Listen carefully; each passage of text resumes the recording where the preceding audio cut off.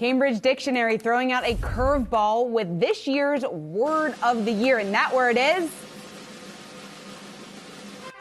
homer. That stands for a home run. If you're not familiar with it, a run scored in baseball. So why was this word picked as word of the year? Well, homer was a winning word on the popular online game Wordle back on May 5th. Well, that actually sparked over 65,000 searches for the word in a single day. And Rochelle, it's really just evidence of the Wordle effect, I guess, that we're seeing now on Cambridge Dictionary. Some frustration here from users that hadn't heard of homer before, really triggering, I guess, this year's word of the year.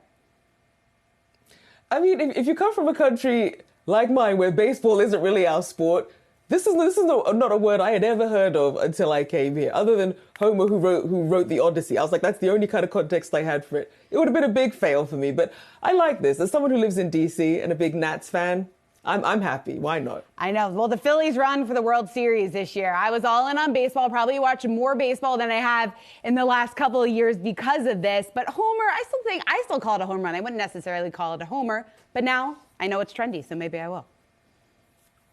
There you go. Be with the cool kids. All right, well, shifting gears now, Shauna, we have the official Scrabble Players Dictionary. That's going to have around 500 new words like Stan, Jedi, Faux Hawk, and Vax making the list. My favorite is hangry because I do love my food. Shauna, what's your favorite? My favorite is marg. It's short for margarita. There were a number of very, very strong words on this list. I wish we had more time to discuss. Maybe we'll do it another day, but marg, that really stood out to me.